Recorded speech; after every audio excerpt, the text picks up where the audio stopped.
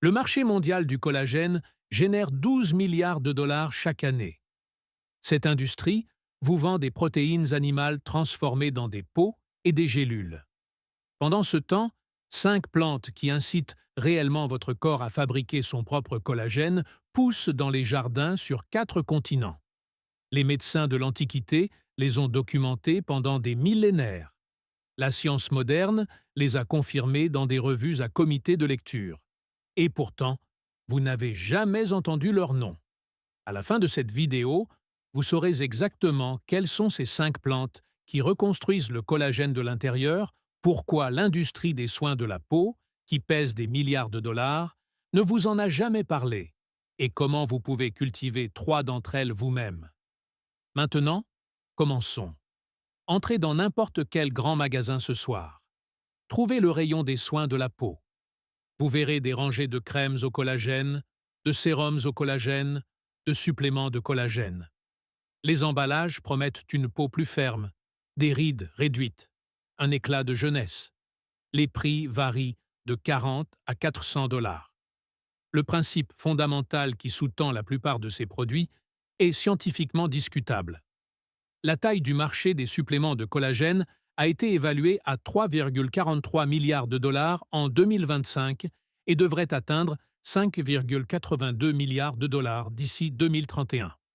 Les analystes de l'industrie prévoient que le marché augmentera de plus d'1 milliard de dollars rien qu'entre 2025 et 2029, avec un taux de croissance annuel composé de 7,1%. Chaque année, de plus en plus de consommateurs investissent de l'argent dans ce marché en pleine expansion. Chaque année, de moins en moins de consommateurs remettent en question la science fondamentale derrière ce qu'ils achètent. Voici ce que le marketing n'explique pas. Le collagène est une protéine, et pas n'importe laquelle. C'est la protéine la plus abondante dans tout votre corps. Le collagène de type 1 représente à lui seul 70 à 90% de tout le collagène des tissus humains. Il forme la structure de votre peau, de vos tendons, de vos ligaments, de vos os. Lorsque vous êtes jeune, des cellules spécialisées appelées fibroblastes produisent constamment du nouveau collagène. Votre peau reste ferme, vos articulations restent souples, votre corps se répare efficacement. Mais voici le problème. En vieillissant, la production de collagène diminue. À 40 ans, vous produisez environ 1% de collagène en moins chaque année. Le résultat visible, ce sont les rides, le relâchement de la peau, la raideur des articulations. Le résultat invisible, c'est une industrie de 12 milliards de dollars qui attend de vous vendre une solution. La solution qu'ils vendent est du collagène externe. Appliquez-le sur votre peau. Avalez-le sous forme de pilule. Injectez-le dans votre visage. Mais la science révèle quelque chose que le marketing ignore. Les molécules de collagène sont grandes, très grandes, trop grandes pour pénétrer efficacement la couche externe de votre peau lorsqu'elles sont appliquées localement. La crème reste à la surface. Elle peut hydrater. Elle peut repulper temporairement l'apparence de la peau, mais elle ne s'intègre pas à votre structure dermique. Les ingrédients d'origine animale représentaient 85,52% du marché des suppléments de collagène en 2025. Vous avez bien lu. La grande majorité des suppléments de collagène proviennent de sources animales, bovines, porcines, marines. Les formulations en poudre dominent le marché avec 57,64% des revenus de 2025. Des millions de consommateurs mélangent ces poudres dans des smoothies et du café chaque matin. Ils croient qu'ils reconstruisent leur peau de l'intérieur, mais la digestion décompose le collagène en acides aminés. Ces acides aminés ne se réassemblent pas nécessairement en collagène dans votre peau. Votre corps les utilise partout où il a besoin de protéines, et pas spécifiquement là où vous souhaitez avoir une peau d'apparence plus jeune. Le véritable mécanisme de reconstruction du collagène n'est pas l'application externe, c'est la stimulation interne. Vos fibroblastes ont besoin de recevoir le signal de produire du nouveau collagène. Ils ont besoin des matières premières. Ils ont besoin des cofacteurs. Ils ont besoin des déclencheurs moléculaires qui leur disent de s'activer. Et c'est là que 5 plantes deviennent très importantes. Avant d'examiner ces plantes, nous devons comprendre pourquoi vous n'en avez jamais entendu parler. La taille du marché mondial des suppléments de collagène a été évaluée à 2,6 milliards de dollars en 2025 et devrait atteindre 4,74 milliards de dollars d'ici 2034. C'est une industrie bâtie sur des formulations exclusives, des systèmes d'administration brevetés, des ingrédients de marque. Lorsqu'une entreprise développe une nouvelle méthode d'extraction de peptides de collagène, elle peut la breveter. Lorsqu'elle crée une nouvelle technologie d'encapsulation, elle peut la protéger. Lorsqu'elle synthétise un dérivé de la vitamine C, elle peut en déposer la marque. En mai 2024, la Food and Drug Administration des États-Unis a accordé le statut de produit généralement reconnu comme sûr au Verisol, un peptide de collagène bioactif provenant d'un fournisseur de collagène de premier plan. En janvier 2025, GNC a dévoilé sa gamme de collagène de premier choix, qui comprend des peptides bovins et marins avec de la vitamine C. Ce sont les produits qui retiennent l'attention des organismes de réglementation. Ce sont les produits qui reçoivent des budgets marketing. Ce sont les produits qui dominent la conscience des consommateurs. Mais vous ne pouvez pas breveter une plante qui pousse à l'état sauvage dans les zones humides du Sri Lanka. Vous ne pouvez pas déposer la marque d'une baie qui se ressème d'elle-même à travers les montagnes du Tibet. Vous ne pouvez pas protéger une fleur qui s'épanouit dans tous les jardins tropicaux, du Mexique à la Malaisie. Lorsqu'une solution ne peut être possédée, elle ne peut être vendue à des prix élevés. Lorsqu'elle ne peut être vendue à des prix élevés, elle ne reçoit pas de budget marketing. Lorsqu'elle ne reçoit pas de budget marketing, les consommateurs n'apprennent jamais son existence. Ce n'est pas un complot, c'est de l'économie. Les sociétés pharmaceutiques financent la recherche qui soutient leurs produits. Les entreprises de cosmétiques financent des études qui valident leurs ingrédients. Les universités recherchent des subventions auprès des sources de financement disponibles. Les sources de financement favorisent les interventions brevetables. Une plante qui se ressème d'elle-même et que n'importe qui peut cultiver menace toute cette structure. Cherchez sur PubMed, la base de données de la recherche biomédicale.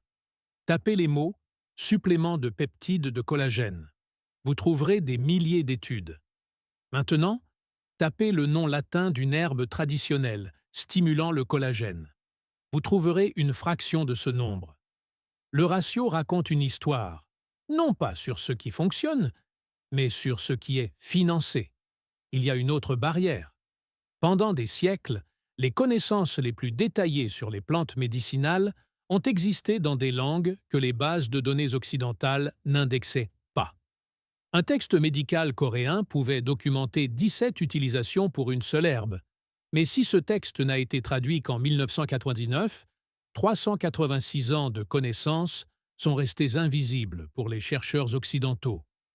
Une étude publiée en japonais pouvait démontrer des résultats cliniques remarquables. Mais si les grandes bases de données sous-indexaient systématiquement les publications en langues asiatiques, ces résultats n'atteignaient jamais les médecins américains. La barrière de la traduction fonctionnait comme un mur d'information. Les connaissances traditionnelles d'un côté, des milliards de dollars de revenus industriels de l'autre. Les plantes attendaient d'un côté de ce mur. Les consommateurs qui en avaient besoin attendaient de l'autre. Maintenant, franchissons ce mur. La première plante pousse dans les zones humides d'Asie, de l'Inde à l'Indonésie, du Sri Lanka au sud de la Chine. Elle prospère dans les environnements tropicaux humides. Ses feuilles sont petites et en forme d'éventail.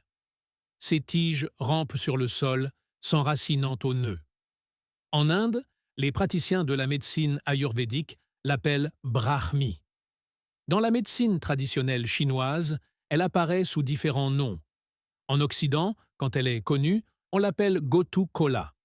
Son nom scientifique est Centella asiatica. Depuis des milliers d'années, Cette plante est utilisée pour traiter les affections cutanées, la lèpre, le lupus, les ulcères variqueux, l'eczéma et le psoriasis. La documentation remplit des textes que les chercheurs occidentaux consultaient rarement. Mais à partir de la fin du XXe siècle, les scientifiques en laboratoire ont commencé à examiner ce que les praticiens traditionnels avaient observé depuis longtemps. En 1990, des chercheurs ont publié une étude sur une préparation appelée TK, qui signifie extrait titré de Centella asiatica. Le TK est un mélange standardisé de 3 composés extraits de la plante: l'acide asiatique à 30%, l'acide madécassique à 30% et l'asiaticoside à 40%. Ce sont des triterpénoïdes, des molécules complexes avec de multiples anneaux dans leur structure chimique. Les chercheurs ont testé le TK sur des fibroblastes de peau humaine. Ce sont les cellules responsables de la production de collagène. Ce qu'ils ont découvert était frappant. Le TK augmentait la synthèse de collagène de manière dose-dépendante. Plus on appliquait d'extraits, plus on produisait de collagène. Mais la découverte vraiment importante est venue ensuite. Sur les 3 composés du TK, un seul était responsable de la stimulation de la production de collagène. Ce composé était l'acide asiatique. Ce n'était pas un effet cosmétique. Ce n'était pas un repulpage temporaire. C'était la véritable machinerie moléculaire des cellules de la peau qui étaient activées pour produire des protéines structurelles. Le mécanisme implique la voie du récepteur du facteur de croissance, transformant bêta. L'asiaticoside, un autre composé de la plante, peut induire la production de collagène de type 1 en activant cette voie. Il envoie essentiellement un signal aux fibroblastes, leur disant de fabriquer plus de collagène.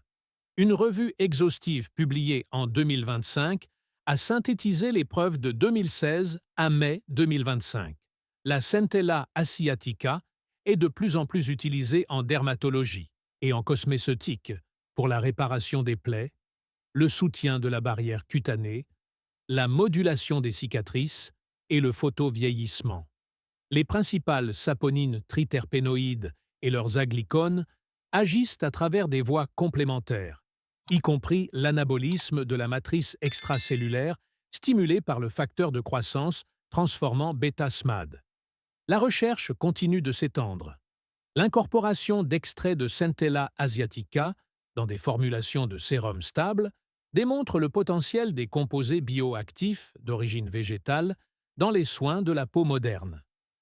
Des tests en laboratoire ont révélé que les formulations contenant de la Centella asiatica produisaient un effet prolifératif dépendant de la concentration sur les cellules de la peau, atteignant près de 120% de viabilité. Les cellules n'ont pas seulement survécu, elles ont prospéré. Elles se sont multipliées. Une étude clinique de 2025 a évalué l'efficacité d'une crème pour le visage contenant de l'extrait de feuilles de Centella asiatica chez 98 participantes ayant la peau sensible. Les scores moyens des symptômes ont chuté de 66% après 2 semaines et de 76% après 4 semaines. 4 symptômes, dont l'irritation de la peau, les tiraillements, les démangeaisons et les rougeurs, ont été considérablement réduits. Une étude pilote a évalué une formulation de sérum de soins de la peau contenant des vésicules extracellulaires de Centella asiatica comme principal ingrédient actif sur la qualité de la peau du visage chez des participants en bonne santé. Le groupe traité a montré des améliorations statistiquement significatives de tous les paramètres cutanés par rapport au groupe placebo, qui n'a montré aucun changement significatif. L'Agence européenne des médicaments, qui réglemente les produits à base de plantes dans l'Union européenne, a publié un rapport d'évaluation sur la Centella asiatica. Le rapport a documenté que la plante favorise la prolifération des fibroblastes et augmente la synthèse du collagène. Elle augmente la teneur en fibronectine intracellulaire. Elle augmente l'activité mitotique dans la couche germinative de la peau. Il ne s'agit pas de spéculation de médecine populaire. Il s'agit d'une documentation d'un organisme de réglementation basé sur des preuves cliniques. Pourtant, entrez dans une pharmacie américaine et demandez du Gotu Kola, La plupart des pharmaciens ne sauront pas de quoi vous parlez. Les connaissances existent, la recherche existe, la plante existe, la connexion avec les consommateurs n'existe pas. La deuxième plante pousse dans des conditions si rudes que la plupart des cultures mourraient en quelques semaines. Sur les pentes montagneuses de haute altitude, avec des hivers glaciaux, un sol pauvre et un rayonnement ultraviolet intense.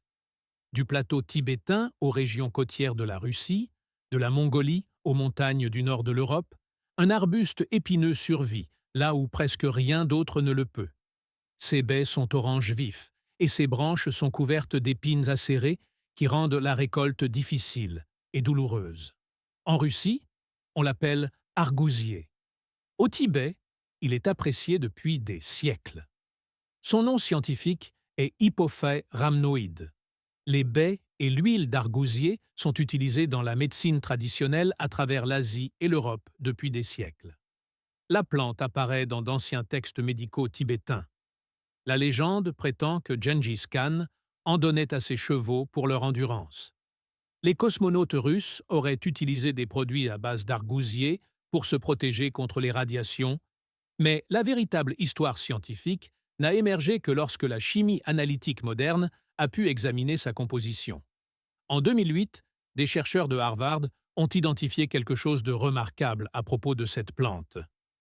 L'argousier est l'une des très rares sources végétales d'acide gras oméga 7, également appelé acide palmitoléique. La plupart des discussions sur les acides gras bénéfiques se concentrent sur les oméga 3 et les oméga 6. L'oméga 7 n'a reçu presque aucune attention, mais l'oméga 7 est naturellement présent dans la peau humaine. Il joue un rôle dans la communication cellulaire et la réparation des tissus, et l'argousier en contient des concentrations importantes. En 2022, des chercheurs chinois ont publié une étude dans la revue Antioxydants. Ils ont examiné des composés appelés proanthocyanidines, extraits de l'argousier. Et ils ont testé ces composés sur des fibroblastes de peau humaine qui avaient été vieillis par exposition au peroxyde d'hydrogène, ce qui imite le stress oxydatif qui contribue au vieillissement de la peau. Les résultats ont été significatifs. Les proanthocyanidines de l'argousier ont favorisé la synthèse du collagène de type 1 par la voie TGF-bêta-1 SMADS. Elles ont inhibé la dégradation du collagène en régulant l'équilibre entre les métalloprotéinases matricielles et leurs inhibiteurs. Les métalloprotéinases matricielles sont des enzymes qui décomposent le collagène, et leurs inhibiteurs empêchent cette dégradation. L'argousier a déplacé l'équilibre vers la préservation et la production de collagène. Une autre étude a démontré que l'extrait d'argousier améliorait l'expression du collagène 1 dans les fibroblastes sénescents, des cellules de la peau qui ont vieilli et ralenti leur production. L'extrait a restauré la production de collagène à des niveaux similaires à ceux d'avant la sénescence. Il a essentiellement rajeuni la capacité de fabrication des vieilles cellules. Imaginez une grand-mère dans les contreforts de l'Himalaya. Ses mains sont burinées par des décennies d'agriculture, mais sa peau conserve une élasticité qui intrigue les chercheurs en visite. Elle n'a jamais acheté de supplément de collagène de sa vie. Elle n'a jamais vu l'intérieur d'une clinique de dermatologie. Chaque automne, elle récolte des baies orange vifs sur des buissons épineux qui poussent à l'état sauvage sur le flanc de la montagne. Elle les presse pour en faire de l'huile, les ajoute à la nourriture et applique l'huile directement sur sa peau. Elle fait cela depuis son enfance, comme le faisait sa mère, comme le faisait sa grand-mère. Ce n'est pas un scénario imaginaire. Les chercheurs en ethnobotanique ont documenté ces pratiques dans de multiples cultures. Les connaissances traditionnelles ont précédé la confirmation en laboratoire de plusieurs siècles. La recherche sur la cicatrisation des plaies a révélé que les composants de l'argousier amélioraient la réparation de la peau par de multiples mécanismes: prolifération cellulaire, dépôt de collagène, activité antioxydante et formation de nouveaux vaisseaux sanguins. Un essai clinique sur le vieillissement cutané a révélé que l'application topique de crème à l'huile d'argousier augmentait l'épaisseur cutanée, suggérant des changements structurels positifs et une amélioration de la synthèse du collagène. La composition phytochimique unique de l'argousier offre des avantages synergiques, notamment des acides gras oméga 7, des vitamines A, C et E, ainsi que des caroténoïdes, des flavonoïdes et des polyphénols. Ces composés travaillent ensemble, et le tout est plus grand que la somme de ses parties. L'argousier pousse dans des endroits reculés, et il est difficile à récolter. Les baies doivent être traitées rapidement avant qu'elles ne s'oxydent, et la chaîne d'approvisionnement est complexe. La plante n'est pas originaire des systèmes agricoles occidentaux. Rien de tout cela n'empêche la science d'être valide. Cela empêche seulement la commercialisation d'être rentable. La troisième plante est plus ancienne que les dinosaures. Elle est apparue sur Terre il y a plus de 350 millions d'années. Elle a survécu à l'extinction du Permien.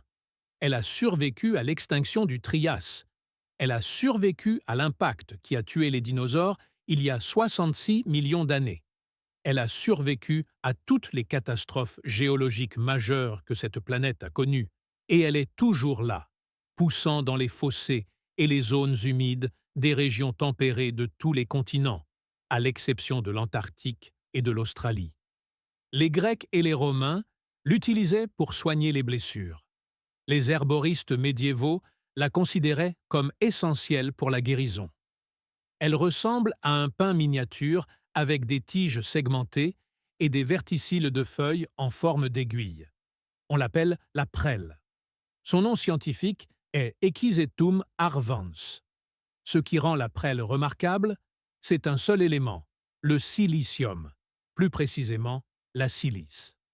Jusqu'à 25% du poids sec de la prêle est constitué de silice. Aucune autre plante sur Terre ne contient une concentration aussi élevée de ce minéral. Et la silice n'est pas facultative pour la production de collagène. Elle est essentielle. Le silicium est nécessaire à l'activité d'une enzyme appelée prolyl hydroxylase. Cette enzyme catalyse une étape critique de la formation du collagène. Elle hydroxyle les résidus de proline dans le procollagène. Cette hydroxylation est nécessaire pour que la triple hélice de collagène se forme correctement. Sans un apport adéquat en silicium, l'enzyme ne peut pas fonctionner efficacement. Sans un fonctionnement efficace de l'enzyme, la structure du collagène est compromise. Le lien va plus loin. À mesure que les humains vieillissent, les niveaux de silicium dans le corps diminuent. Ce déclin est corrélé à une diminution de la production de collagène. L'intégrité structurelle de la peau, des os et des tissus conjonctifs dépend à la fois du collagène et du silicium nécessaires pour le produire correctement. Imaginez-vous marchant dans une zone humide en Allemagne, en Pennsylvanie ou au Japon. Le sol est meuble sous vos pieds. Les roseaux se balancent au gré du vent, et là, poussant en grappe près du bord de l'eau, vous les voyez. Des tiges vertes segmentées s'élevant comme des bambous miniatures. Arrachez-en une du sol. Sentez la texture rugueuse. Cette rugosité provient des dépôts de cristaux de silice dans les parois cellulaires de la plante. Vous tenez l'une des plus anciennes espèces végétales vivantes sur Terre, et à l'intérieur de cette structure ancienne se trouve un minéral dont votre peau a désespérément besoin. Une étude clinique a examiné 108 femmes en postpartum présentant des plaies liées à l'accouchement. Les chercheurs ont appliqué une pommade contenant 3% d'extrait de prêle. L'extrait a favorisé la cicatrisation des plaies. Il a aidé à soulager la douleur. Les scientifiques ont attribué ces effets à la teneur en silice de la plante.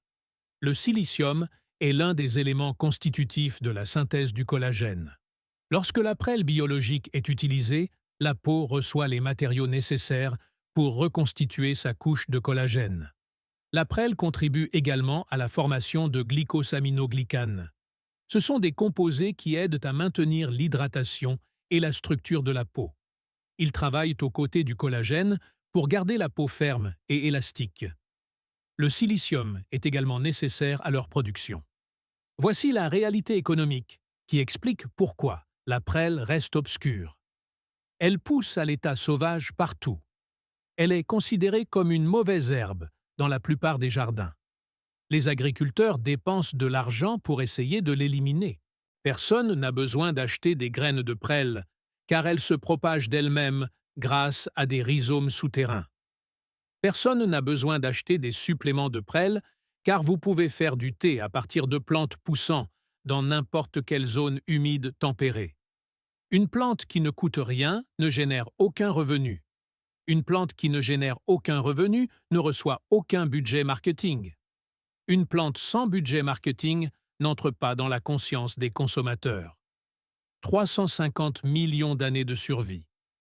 La plus forte teneur en silice du règne végétal, essentielle à la synthèse du collagène, et la plupart des gens n'en ont jamais entendu parler. La quatrième plante pousse à travers l'Inde. C'est un petit arbre à feuilles caduques qui produit des fruits ronds, jaunes, verdâtres de la taille d'une balle de golf. Le goût est acide et amer, peu agréable pour la plupart des palais, mais le profil nutritionnel rend le goût sans importance. Ce fruit contient environ 20 fois plus de vitamine C qu'une orange. En sanskrit, on l'appelle amalaki. En hindi, amla. Son nom scientifique est Emblica officinalis. Les sources occidentales l'appellent souvent groseille à maquereau indienne. La vitamine C n'est pas juste un autre nutriment pour la santé de la peau. C'est le cofacteur le plus important pour la synthèse du collagène dans le corps humain. La transcription du collagène est améliorée par l'acide ascorbique, qui est la vitamine C. L'acide ascorbique sert également de cofacteur pour la prolylhydroxylase et la lysylhydroxylase. Ces enzymes stabilisent la structure du collagène. Sans un apport adéquat en vitamine C, la production de collagène échoue. C'est pourquoi une carence sévère en vitamine C provoque le scorbut, une maladie caractérisée par la dégradation du collagène dans tout le corps. L'amla est un élément de base de la médecine ayurvédique depuis 3000 ans. Elle apparaît dans les textes anciens comme l'une des herbes rajeunissantes les plus précieuses, mais l'utilisation traditionnelle est une chose, la validation clinique en est une autre. En 2008, des chercheurs japonais ont publié une étude dans le Journal of Ethnopharmacology. Ils ont étudié les effets de l'extrait d'amla sur les fibroblastes de la peau humaine. Plus précisément, ils ont examiné la production de procollagène, le précurseur du collagène. Ils ont également examiné les métalloprotéinases matricielles, les enzymes qui décomposent le collagène. Les résultats ont été significatifs. La production de MMP1 par les fibroblastes a été considérablement diminuée par l'extrait d'amla. La MMP1 est une enzyme primaire responsable de la dégradation du collagène. Simultanément, le TIMP1 a été considérablement augmenté. Le TIMP1 est un inhibiteur qui bloque les métalloprotéinases matricielles. L'extrait a modifié l'équilibre. Moins de destruction, plus de protection. Visitez un marché traditionnel à Varanasi ou à Chennai. Vous verrez de l'amla partout. Des fruits frais empilés en pyramide, de la poudre séchée vendue dans des sacs en tissu, des préparations marinées dans des pots en argile, des versions confites pour les enfants qui résistent au goût acide, de l'huile d'amla pour les cheveux, de la pâte d'amla pour la peau. Les applications sont infinies, les connaissances sont omniprésentes. Chaque grand-mère le sait, chaque vendeur de rue en vend. La science est validée, mais le consommateur occidental reste dans l'ignorance. Les chercheurs ont également découvert que l'extrait d'amla aidait à stimuler la production de procollagène. Il ne préservait pas seulement le collagène existant, il favorisait la fabrication de nouveaux collagènes. Les scientifiques ont conclu que l'extrait d'amla fonctionne efficacement pour des applications thérapeutiques et cosmétiques, grâce au contrôle du métabolisme du collagène. Une autre étude a révélé que l'amla protégeait la peau contre les dommages au collagène lorsqu'elle était exposée aux rayons ultraviolets. Les dommages causés par le soleil sont l'une des principales causes de la dégradation du collagène dans la peau vieillissante. Un composé qui stimule à la fois la production et protège contre la dégradation par les ultraviolets, aborde le problème sous plusieurs angles. Avec l'âge, la synthèse du collagène diminue et les niveaux de MMP1 augmentent dans la peau humaine naturellement vieillie. Ces altérations provoquent des changements visibles. Les rides se forment, l'élasticité diminue. L'extrait d'amla semble contrecarrer simultanément ces deux changements liés à l'âge. La vitamine C de l'amla est également plus stable et plus biodisponible que les suppléments d'acide ascorbique synthétique. La matrice entière du fruit contient des bioflavonoïdes et d'autres composés qui améliorent l'absorption et l'utilisation. C'est pourquoi les praticiens de la médecine traditionnelle appréciaient le fruit entier plutôt que des composants isolés. Pourtant, l'amla reste largement inconnue en dehors des communautés sud-asiatiques. Elle ne fait pas partie de la tradition agricole occidentale. Le goût décourage la consommation directe. L'industrie des suppléments gagne plus d'argent en vendant des systèmes d'administration de vitamine C brevetables qu'en promouvant un fruit que n'importe qui dans un climat tropical peut cultiver. La cinquième plante fleurit dans les jardins tropicaux du monde entier.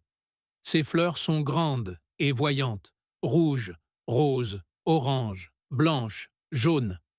À Hawaï, les femmes les portent dans leurs cheveux. En Inde, elles sont offertes dans les temples. Au Mexique et dans les Caraïbes, elles poussent dans d'innombrables jardins. Cette plante s'appelle l'hibiscus. Son nom scientifique est Hibiscus sabdarifa, bien que plusieurs espèces apparentées partagent des propriétés similaires. L'hibiscus est utilisé dans les soins de la peau depuis l'Égypte ancienne, et les cultures hawaïennes et indiennes l'ont intégré dans leurs soins de beauté depuis des siècles. Les civilisations mayas l'appréciaient, mais l'explication scientifique de ses effets n'est apparue que récemment. Les dermatologues ont donné un surnom à l'hibiscus. Ils l'appellent la plante à botox. Il ne s'agit pas d'une exagération marketing. Cela fait référence à des mécanismes biochimiques spécifiques. Une étude a rapporté une augmentation impressionnante de 60% de la synthèse de collagène lorsque l'extrait d'hibiscus a été appliqué sur des cellules cutanées. La même étude a révélé une augmentation de 16% de la production de fibronectine. Ces protéines sont cruciales pour maintenir l'élasticité et la structure de la peau. Une augmentation de 60% grâce à une fleur qui pousse comme une mauvaise herbe dans n'importe quel climat chaud. Tenez-vous dans un jardin à Oaxaca, au Mexique. Les buissons d'hibiscus vous dominent. Des fleurs rouges de la taille d'une assiette pèsent lourdement sur les branches. Une femme cueille plusieurs fleurs. Elle les fera infuser dans de l'eau chaude pour préparer une boisson appelée agua de Jamaica. Elle en fera sécher certaines pour un usage ultérieur. Elle en écrasera d'autres pour en faire une pâte pour sa peau. Cette scène se répète sous toutes les latitudes tropicales. En Jamaïque, en Égypte, aux Philippines, en Thaïlande, la fleur est partout. Le savoir perdure. La science rattrape lentement son retard. Mais l'hibiscus fait autre chose qui le rend particulièrement précieux. Il inhibe l'élastase. L'élastase est une enzyme qui décompose l'élastine, la protéine qui permet à la peau de s'étirer et de reprendre sa forme. Lorsque l'activité de l'élastase est élevée, la peau perd de son rebond, des rides se forment et un relâchement se produit. L'hibiscus diminue l'activité de l'élastase et protège l'élastine de la dégradation. Le composé responsable de cet effet s'appelle la myricétine. L'hibiscus contient de fortes concentrations de myricétine.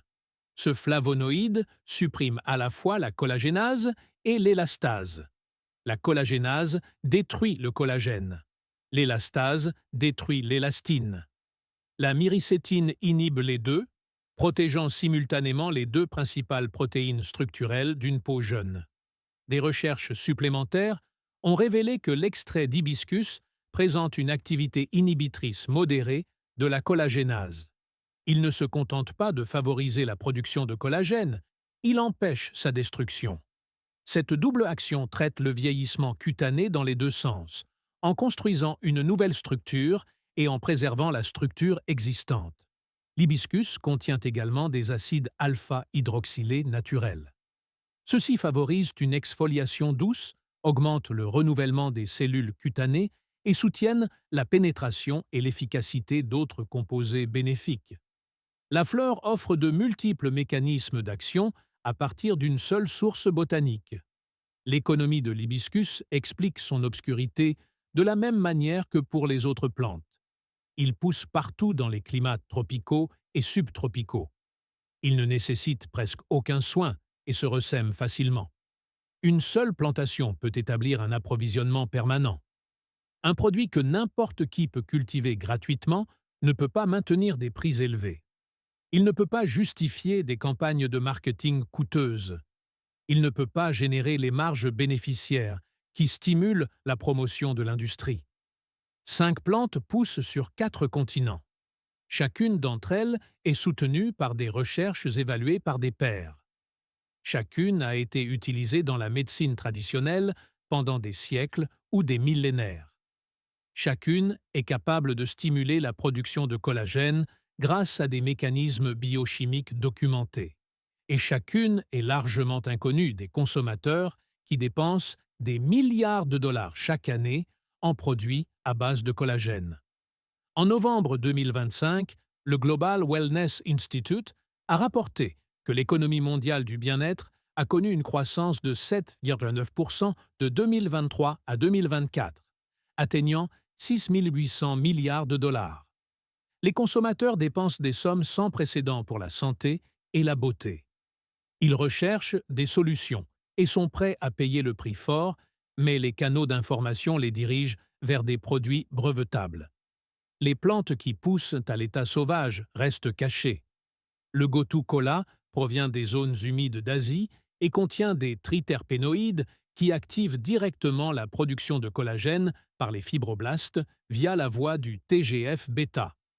L'argousier pousse sur les pentes montagneuses rudes du Tibet et de la Mongolie. C'est l'une des seules sources végétales d'acides gras oméga 7, et il a été démontré qu'il restaure la production de collagène dans les cellules cutanées vieillissantes. La prêle prospère dans les zones humides tempérées de l'hémisphère nord. Elle contient la plus forte concentration végétale de silice sur Terre, un nutriment essentiel pour les enzymes qui forment la structure adéquate du collagène.